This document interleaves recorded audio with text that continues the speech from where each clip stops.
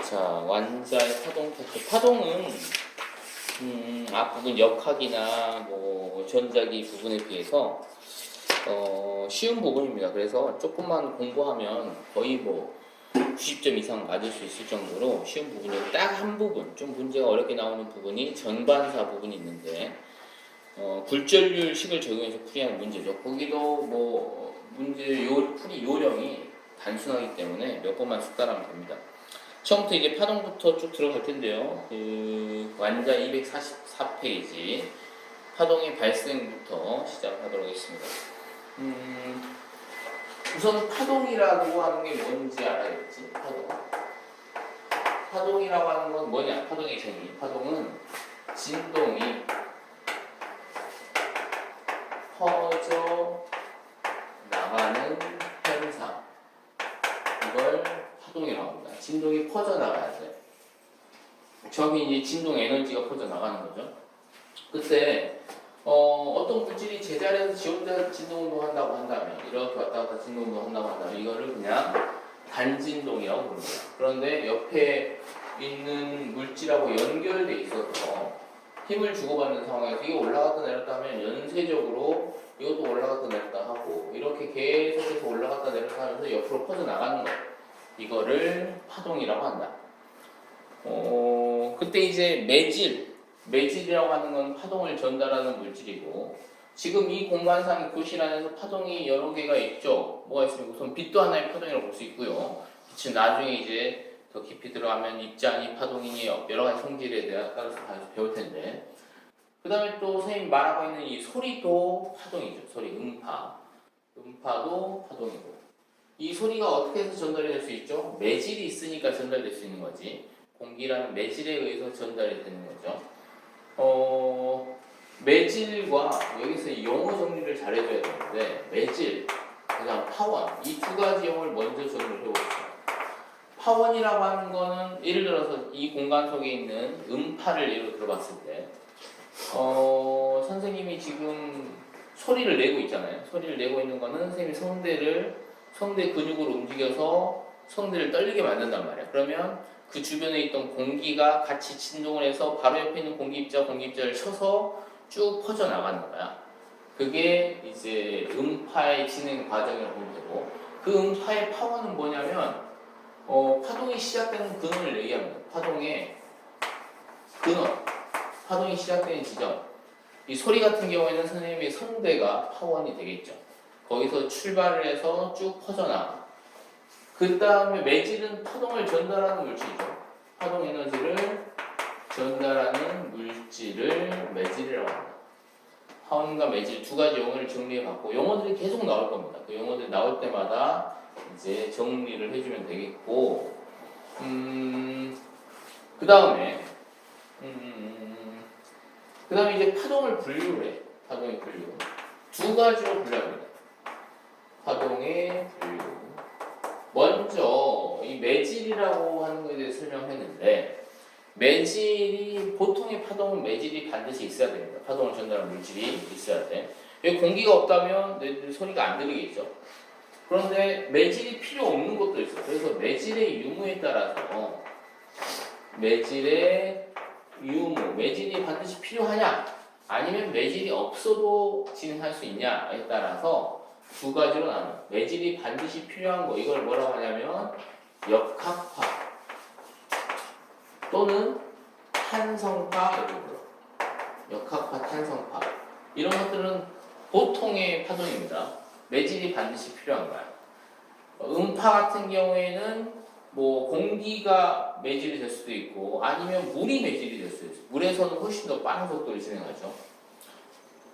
초음파는 매질이 필요합니까? 필요 없습니까? 진수, 초음파는 매질이 필요할까? 필요 없을까? 없을 것 같아요. 필요 없을 것 같은 느낌이 들잖아요. 초음파는 뭔가 전자기파 쪽인 것 같단 말이야. 전혀 그렇지 않습니다. 초음파는 그냥 음파일 뿐이야. 진동수가 높은 소리야. 계속해서 소리를 쭉 높여가다 보면, 선생님 소리를 높은 소리를 내고 있는데 안 들리잖아. 선생님 초음파를 냈기 때문에 안 들리는 거야. 우리가 들을 수 있는 가청 진동수의 소리 진동수는 20Hz부터 2만 Hz까지입니다. 그러면 3만 Hz, 4만 Hz 진동은 어떻게 돼요? 우리가 들을 수 없어. 우리 귀가 들을 수 없습니다. 그런 거를 이제 진동수가 너무 높은 거 우리가 초음파라고 하는 거고, 초음파도 그냥 음파라고 생각하면 돼. 초음파를 사용하는 게 두 가지가 있죠. 초음파를 사용하는 동물이 두 개가 있죠. 뭐가 있죠? 박쥐, 그죠? 박쥐는 눈으로 보지 않고 초음파를 이용해서 사물을 판단합니다. 초음파를 발생시켜서 그게 다시 되돌아오는 걸 감지해가지고 파악을 하고, 또 초음파를 이용해서 의사소통하는 게 또 있어. 돌고래. 그렇지, 돌고래.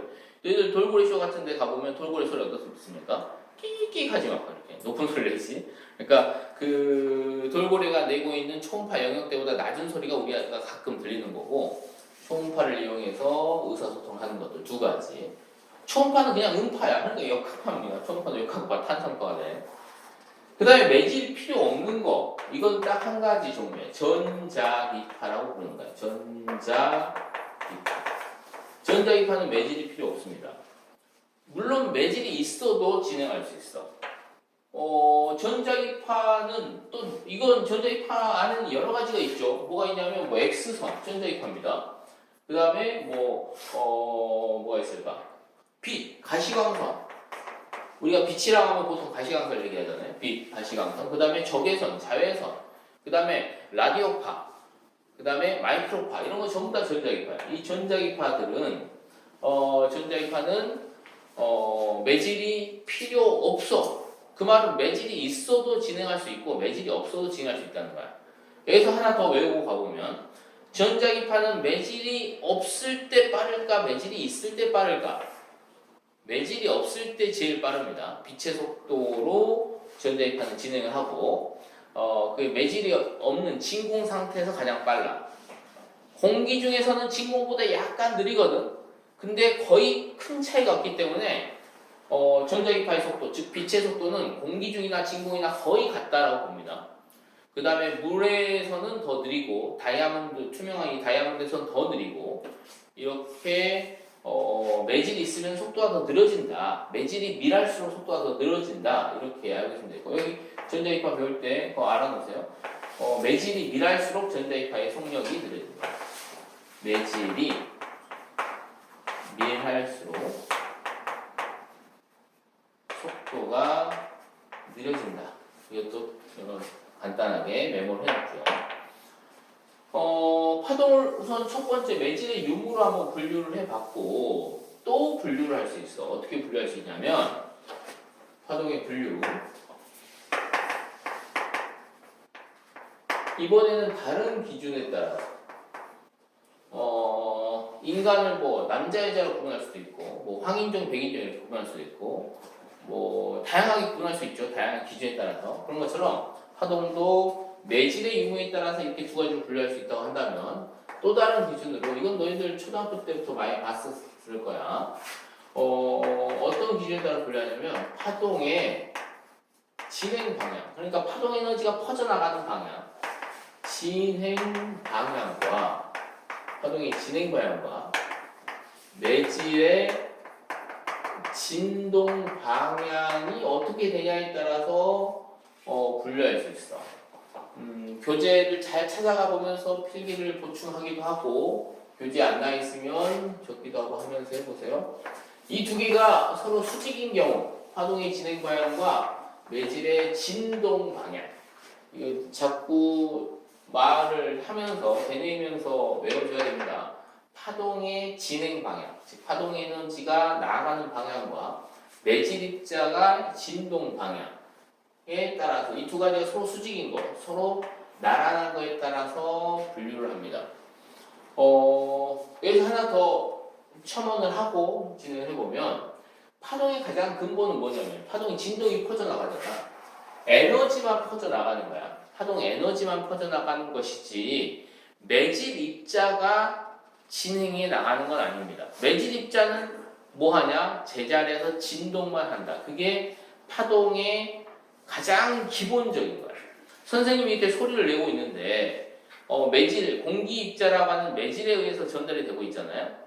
그렇다고 해서 선생님 목구멍에 있는 공기 입자가 너희들 고막까지 딱 도달하는 건 아니란 말이야.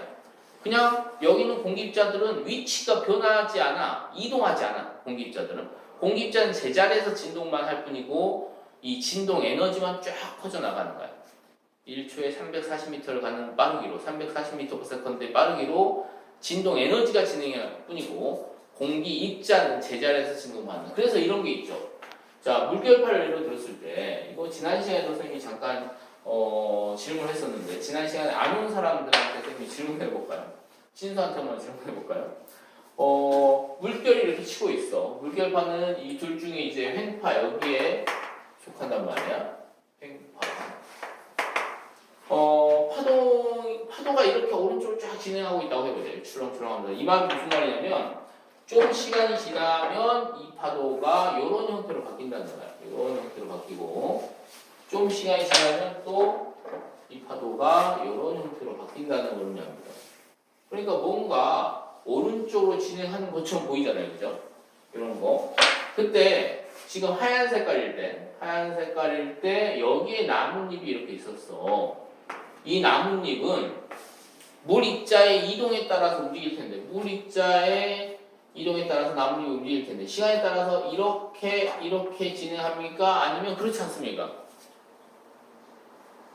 나뭇잎이 이렇게 오른쪽으로 쭉 진행한다. 맞아, 틀려? 파동 에너지 오른쪽으로 쫙 진행하고 있거든. 이 나뭇잎은 시간이 지나면서 관찰해봤을 때 이렇게 진행이 간다. 맞아, 틀려? 틀립니다. 그러니까 뭔가 오른쪽으로 샥 진행이 가는 것처럼 보여. 그 모양이 이동해 가는 것이고요. 여기 있는 물 입자, 실질적으로 여기 있는 매질 입자는 위아래 진동만 올라가는 거야. 올라갔다가 쭉 느려졌다가 다시 쑥 내려오고 쑥 올라갔다 내렸다 하면 파도가 오른쪽으로 쭉 진행해 가는 거지. 그러니까 이 파동의 전파에서 가장 기본적인 게 이런 거죠. 매질 입자는 이동하지 않는다.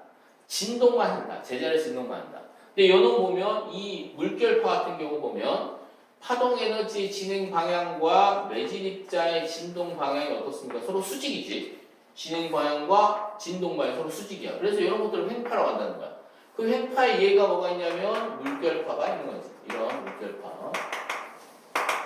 너희들 나중에 이제 지구과학에서 배우면 이것도 이제 단순한 횡파는 아니고 여러 종파랑 횡파가 막 합성된 그런 걸 볼 수 있는데 우선은 이 물리 영역에서는 단순한 횡파로 취급하고 넘어가면 되겠습니다. 근데 이렇게 수직인 게 있고 이런 것들이 있어. 음파 같은 경우에는 여기 사람이 아 하고 소리를 지른단 말이야. 여기가 눕고 얘가 아 하고 소리를 지르야 돼. 그러면 소리가 쫙 퍼져나가죠. 이쪽 관이 쭉 퍼져나가. 뭐 뒤로도 퍼져나가겠죠. 이렇게.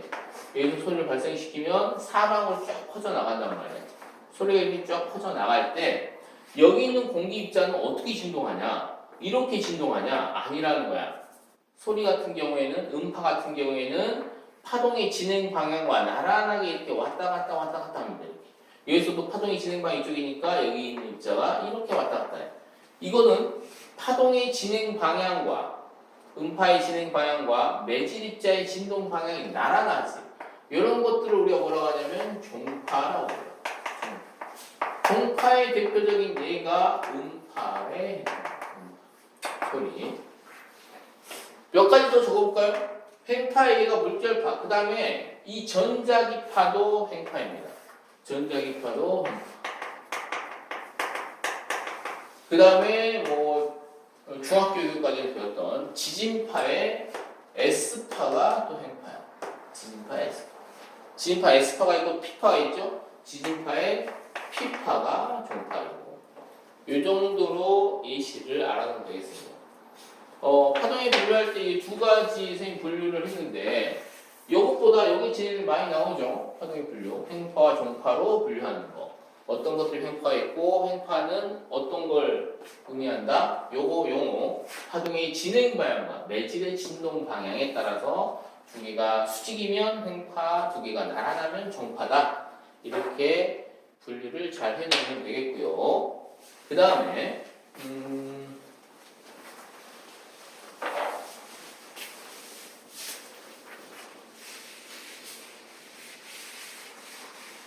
그 다음에 이제 파동에서 나오는 여러 가지 개념들을 좀 더 상세히 한번 배워보도록 하면 한번 설명해 봅시다. 횡파. 물결파. 파도를 사진을 찰칵 찍었다고 생각해 보자. 이렇게 쫙 물결 치고 있는 건데 요거를 사진을 찰칵 찍었어. 어느 순간 사진을 찰칵 찍었습니다. 그때 이 공간상을 X축, Y축 쭉 나눠가지고 X축이 이제 위치가 됩니다.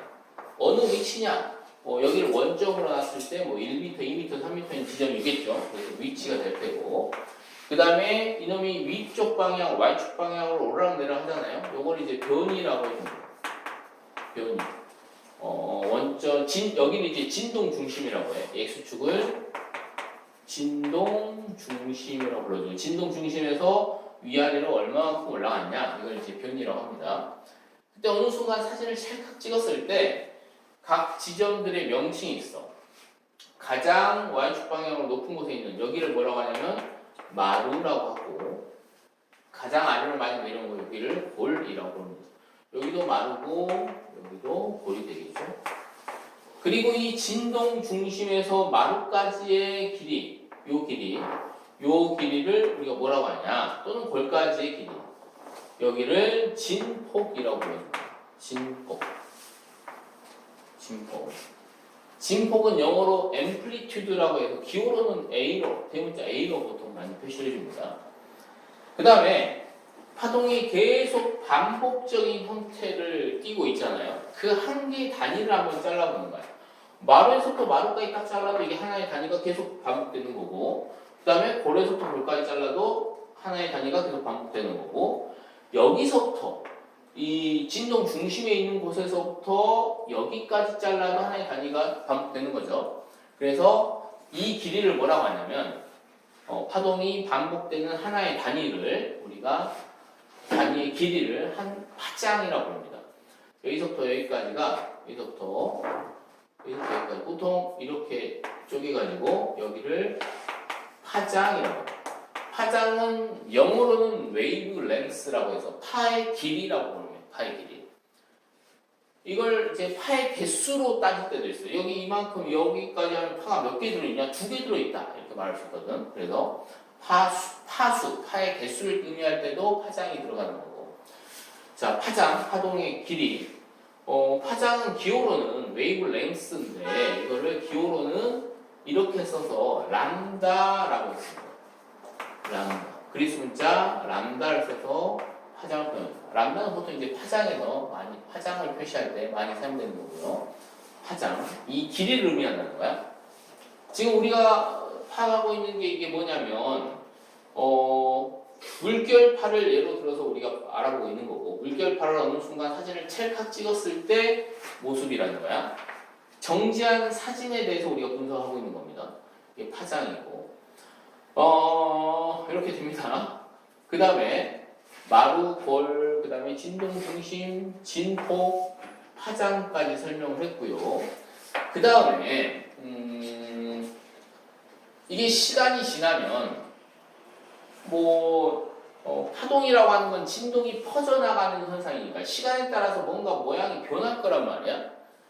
예를 들어서 오른쪽으로 진행하는 파도라고 했을 때 좀 시간이 지나면 이렇게 바뀌겠죠. 이런 모양으로 바뀌겠죠. 그래서 오른쪽으로 진행해 파동이. 오른쪽으로 진행하는데 매질 입자는 이거는 횡파기 때문에 매질 입자는 제자리에서 위아래 운동을 하는 거지. 여기는 매질 입자는 내려가는 거야. 여기는 매질 입자는 내려가는 거고 여기는 매질 입자는 올라가는 거죠. 여기 있는 매질 입자는 올라가면서 이런 형태로 바뀌는 거란 말이야. 그래서 이 마루의 형태가 쭉 여기까지 한 파장만큼 진행해 가게 되면 여기 있는 놈이 여기까지 딱 진행해 가게 되면 다시 원래 형태가 되는 거고 그 말은 매질 입자는 다시 원위치로 온다는 얘기야. 그러면 한 파장만큼 파동이 진행해 갔을 때 매질 입자는 다시 원위치를 해. 진동에서 다시 원위치 하는 거니까 한 번 진동하는 게 되겠죠. 그래서 매질 입자가 한 번 진동한 시간, 매질 입자가 한 번 진동하는데 걸린 시간과 같은 시간이 뭐냐? 파동이 한 파장만큼 진행하는데 걸린 시간이 똑같습니다. 파동이 한 파장만큼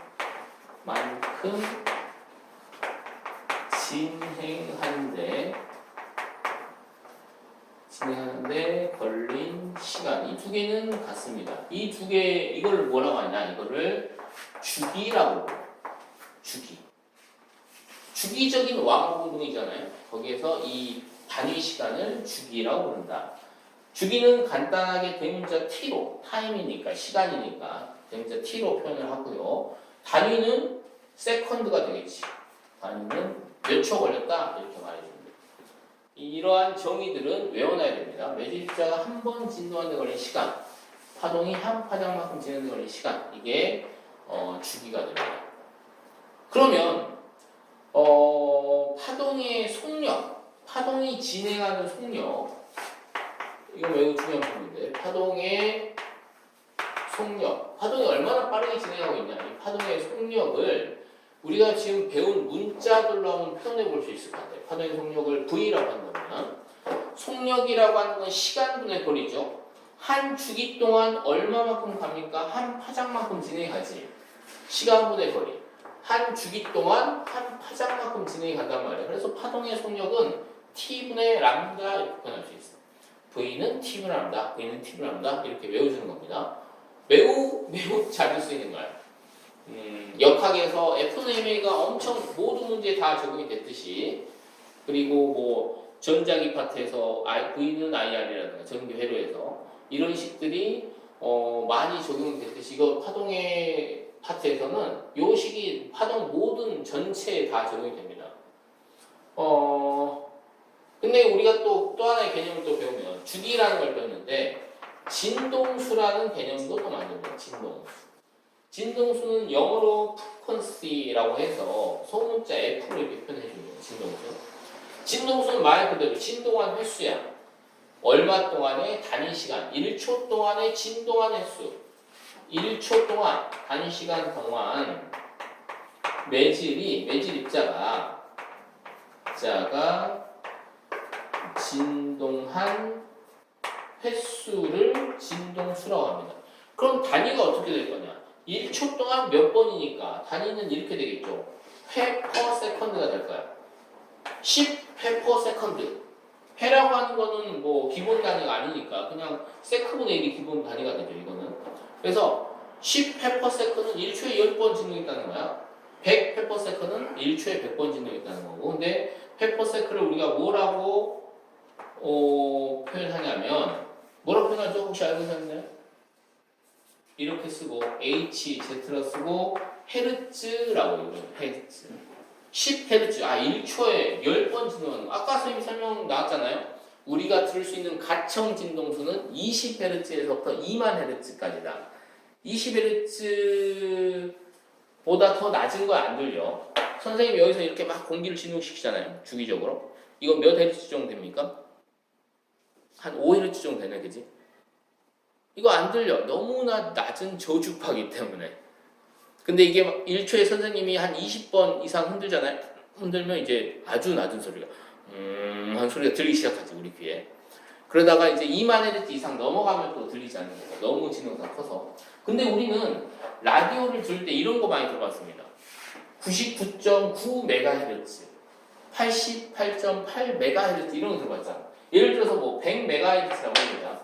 99.9MHz, 100MHz 정도 되잖아요. 100MHz면 1초에 몇 번 진동한다는 얘기냐. 메가라고 하는 건 10의 몇 제곱을 얘기하죠? 메가라고 하는 거. 선생님 이거 단위 정리하는 거를 안 했나? 어제 어떤 친구들을 이제 수업을 하다가 중학생들 수업을 하다가 이 단위 얘기가 나와서 단위를 좀 정리해 줬는데 그 얘기를 한번 해볼까요? 우리도 여기서.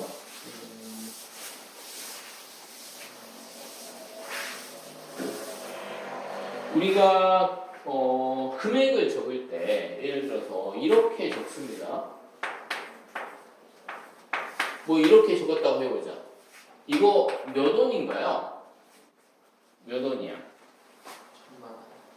1000만 원이지. 근데 우리가 1000만 원 이거 읽을 때 바로 못 읽어. 앞에서부터 어떻게 읽어야 되냐? 1, 10, 100, 1000, 만, 10만, 100만, 1000만에서 1000만 원 있잖아. 근데 점을 왜 3개로 찍죠? 점을 3개로 찍는 이유는 뭔가요? 이게 서양식 사고방식입니다. 이거를 영어로 읽어보면 얼마죠? 영어로 읽으면 얼마라고 할 수 있어, 이게?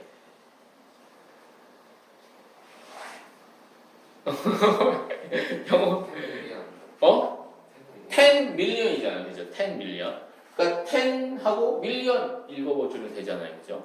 그러니까 예를 들어서 이렇게 있으면 뭐 10,000 이렇게 읽으면 되잖아. 이렇게 점을 3개 찍는 거는 서양식 사고방식. 그러니까 10의 3승 단위로 구분 짓는 게 서양식 사고방식이고 10의 4승 단위로 구분 짓는 게 이제 동양식 사고방식인데 어쨌든 이제 우리가 서양식 사고방식을 따라가고 있으니까 10의 3승 단위로 이렇게 쪼개줍니다. 너희들 유튜브에서 이런 거 많이 보는 거 같아. 예를 들어서 구독자 수가 이렇게 써졌어. 그러면 몇 명이라는 거야? 10K라고 써졌어. 그럼 몇 명이야? 10만 명 아니야. 10,000명이야, 10,000명. K가 1000을 의미하는 거거든. 예를 들어서 뭐 이렇게 써졌어. 이거 몇 명이라는 거야? 이거는 이제 메가가 10의 6승이거든. 이건 10의 3승이, K는 10의 3승이고 메가는 10의 6승이야. 그러면 10의 7승이니까 얼마죠? 1000만이죠. 1000만 명이 이렇게 표시가 되죠. 요거 이제 적두어를 좀 정리를 해보면 10의 3승 단위로 끊으니까 서양식 사고방식 10의 3승, 10의 6승, 10의 9승 이 정도까지의 적두어를 좀 알아줘야 되고 10의 마이너스 3승도 있고 10의 마이너스 6승, 10의 마이너스 9승 이런 것도 있습니다. 요것들의 적두어를 좀 상식적으로 좀 알아놓자. 10의 3승은 예를 들어서 1000m를 우리가 얼마라고 합니까? 1000m를 1km라고 하죠. 1km라고 한단 말이에요. 그러니까 10의 3승은 킬로라는 단위를 적두어를 써주죠. 10의 6승은 뭐냐면 아까 선생님이 말했듯이 메가라는 단위를 써요. 10의 9승은 어떻게 될까? 10의 9제곱은 뭘 써줄까요? 기가라는 단위를 써요. 기가. 너희들 용량을 컴퓨터 용량할 때 메가바이트에서 이제 기가바이트로 넘어가잖아요. 10의 12승도 있어. 10의 12승은 뭘까? 기가 단위 다음에 뭐죠? 테라 단위죠. 테라. 이렇게 적도를 붙여주는 게 이제 서양식 표현이 되는 거고. 그 다음에 1m를 1000분의 1로 나눠. 그러면 1000분의 1m를 얼마라고 하지? 봐봐. 1000분의 1m는 얼마죠? 1m를 1000등분 해가지고 그거 하나는 뭐라고 하는 거야? 잘 생각해 보세요. 1m를 100등분한 거를 1cm라고 하지. 1cm를 또 10등분해서 하나. 이게 1000분의 1m잖아. 얼마야? 밀리미터죠. 그래서 밀리라는 단위를 쓰죠. 밀리라는. 10의 마이너스 3승은 1kg, 1g, 1mg. 이건 전부 다 1000배씩 차이가 있는 거잖아요. 그죠? 그래서 밀리라는 단위예요. 10의 마이너스 6승, 이거 엄청 자주 쓰이는 단위입니다. 10의 마이너스 6승은 적도를 뭘 써줄까? 그렇지. 이렇게 쓰고 그리스 문자 뮤를 써주고 마이크로라고 했습니다. 마이크로미터. 10마이너스 9승도 이것도 자주 나오는 거야. 10마이너스 9승. 이거는 소문자 n을 이렇게 써주고 뭐라고 했냐? 나노라고 써주죠. 나노미터가 10-9승이고 나노 테크놀로지라는 말 쓰잖아요. 그게 바로 이 10-9승 단위의 크기에서 뭔가 뭐 기계를 만들고 조작을 해주고 이런 것들을 나노 테크놀로지라고 해줍니다. 이 정도 되면 10-9승 정도 되면 원자의 크기 정도 돼. 원자의 크기가 10-10승입니다. 수소원자의 크기의 단위가 10-10승이야. 그러니까 나노미터의 10분의 1 정도가 원자의 크기. 그러니까 1나노미터는 원자 한 10개 정도 크기다. 이 정도 겁니다. 그러니까 매우 작은 단위죠. 이러한 적두어를 이 정도까지만이라도 이렇게 좀 알고 있으면 나노나 마이크로 이건 매우 자주 나오니까 알고 있으면 좋겠고 여기서 이제 100MHz면 얼마냐? 메가라고 하는 건 10의 6승이잖아요. 그러면 10의 6승, 7승, 8승이죠. 10의 8승은 1억입니다. 그래서 1억 헤르츠를 우리가 100MHz라고 하는 거야. 이 말은 무슨 말이냐? 1초에 1억 번 진동하는 전자기파를 수신하는 게 99.9MHz라고 하는 방송이라는 거지. 전자기파의 진동수를 그렇게 표현한다는 겁니다. 그래서 진동수, 주기를 알았는데 그러면 요거를 이제 이렇게 바꿀 수 있어. 자, 진동수 F와 주기 T는 어떤 관계에 있냐? 예를 들어서 매질 입자가 1초에 10번 진동한다. 그러면 10Hz죠. 진동수가 10Hz야. 1초에 10번 진동하면. 그러면 이제 이렇게 물어보는 거지. 한 번 진동하는데 그럼 몇 초 걸린 거냐? 1초에 10번 진동했는데 한 번 진동하는데 몇 초 걸린 거죠? 10분의 1초가 걸린 거죠. 그래서 주기는 10분의 1세컨드라고 할 수 있어요. 반면 한 번 진동하는데 10초 걸렸어. 아주 천천히 진동하는 거죠. 천천히 진동해서 한 번 진동하는데 10초가 걸렸어. 그러면 주기가 10초라고 부를 수 있어. 그러면 이거는 1초에 몇 번 진동했냐 이렇게 말할 수 있죠. 그러면 1초에는 한 번 진동하는데 10초 걸렸으니까 1초에는 10분의 1번 진동했다 이렇게 말할 수도 있지. 10분의 1. 진동수와 주기는 서로 역수 관계에 있습니다. 이 정의 자체에 의해서 역수 관계에 있어. 그래서 이런 식의 성립하죠. t분의 1이 바로 f다 이렇게 성립할 수 있어. 그러면 이거 어떻게 바꿀 수 있냐? 이거 t분의 1이잖아요. 람다에다 t분의 1이 곱해진 거니까 그냥 f를 곱해주면 되겠죠. 그래서 f 람다 이렇게 쓸 수 있어. 이게 파동의 속력식입니다. 매우 자주 우리가 사용해야 될 공식이라고 볼 수 있어. V는 T분 람다 F입니다. V는 T분 람다 F입니다. 외워놓으세요. 여기서 하나 더 설명하면 이 파동의 속력식에서 더 메모를 해놓으면 이렇게 메모해 놓을 수 있습니다. 이 V라고 하는 거는 무엇에 의해 결정이 되냐? V는 파동의 속력은 매질의 종류와 매질의 상태에 의해서 결정이 됩니다. 그러니까 무슨 매질이냐에 의해서 매질에 의해서 속력이 결정된다고 보면 돼. 공기에서 소리의 속력은 340m/s야. 물에서는 이거의 3배 이상의 속력을 빠르게 가집니다. 그리고 같은 공기라고 할지라도 공기의 온도가 높으면 속도가 더 빠릅니다. 그러니까 매질의 종류와 매질의 상태에 의해서 속력이 바뀌는 거고요. 그 다음에 여기에서 F는 진동수인데 F는 어떻게 생각하면 되냐? F는 불변이다. 하원에서 한번 결정이 되고 하원에서 결정되고 나면 서로 다른 매질을 막 지날 때 공기중을 진행하다가 그 다음에 물속을 진행하다가 막 이렇게 서로 다른 매질이 바뀌더라도 불변이다라고 생각하시면 돼. 진동수 F는 변하지 않는다. 파원에서 결정되면 그게 계속 유지가 된다라고 생각하시면 되고 그러면 이 두 개를 우리가 결정할 수 있으니까 람다는 결국 무엇에 의해서 결정이 되냐? 속력에 비례한다고 보면 되겠지. 속력이 빠르면 파장도 커지고 속력이 느리면 파장도 짧아집니다. 속력에 비례하는 값이다. 파장은 속력에 비례한다. 진동수가 불변입니다. 자, 몇 가지 개념들을 정리를 했습니다. 마루, 진폭, 골, 파장이 뭔지를 우리 설명을 했고요. 그 다음에 진동수와 주기의 정의에 대해서 또 설명했고 진동수 지워버렸나요? 진동수와 주기의 정의에 대해서 설명했고 그 다음에 이걸 토대로 파동의 속력 공식을 우리가 이끌어냈고 이걸 외워야 되겠습니다. 파동의 속력식. 그 다음에 우리가 분석해본 이 그림은 X축이 위치인 그래프잖아요. 근데 X축이 위치인 그래프 말고 다른 그래프가 문제에 나올 수 있어. 그걸 한번 설명해 볼게요.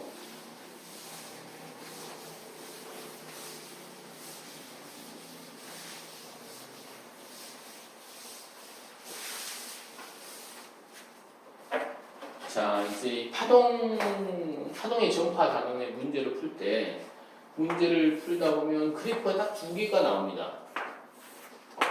X축이 방금 그렸던 X축이 위치인 그래프, 위치 또는 거리라고 나온 그래프가 있을 수 있고요. X축이 시간이라고 나온 그래프가 있을 수 있어. X축이 위치라고 나온 그래프는 방금 알아본 것처럼 물결파를 예로 들었을 때 어느 순간 사진을 찰칵 찍은 모습이 바로 이 모습이라는 거야. 사진을 찍은 모습. 사진을 찰칵 찍은 모습이 바로 이 모습이다라는 거지. 그래서 여기 실제 보이는 모습 그대로라고 해석해 주면 됩니다. 여기가 마르고 여기가 마르다. 여기서부터 여기까지 길이가 파장이구나. 또 여기서부터 여기까지 길이가 파장이구나. 그리고 이런 것들을 해석할 때 어떻게 주면 되냐면 4분의 1 파장씩 나눠서 해석해 주면 됩니다. 이게 4분의 1 파장이에요. 그러니까 파동을 분석하는 가장 작은 단위는 4분의 1 파장씩. 요거, 여기 전부 다 4분의 1 파장씩이 있구나. 라고 생각해 주면 돼. 이거는 이제 파장을 바로 읽을 수 있습니다. 이 그래프에서는. 근데 요건 뭐냐. X축이 시간인 거는 전체 모습을 이렇게 다 보여주질 못하고 매질 하나의 운동만 보여줄 수 있습니다. 매질 입자 하나의 운동을 설명해주고 있는 게 X축이 시간인 거야. 이 전체 모든 매질 입자를 설명해주는 거 아니고 이중에 매질 입자 하나 여기를 딱 예를 든다면 여기를 시간에 따라서 어떻게 되겠냐 이걸 설명해주고 있는 게 바로 이 그래프야. 만약에 어느 순간 이때가 0초 때라고 하거든요. 사진을 찰칵 찍은 때가 0초 때야.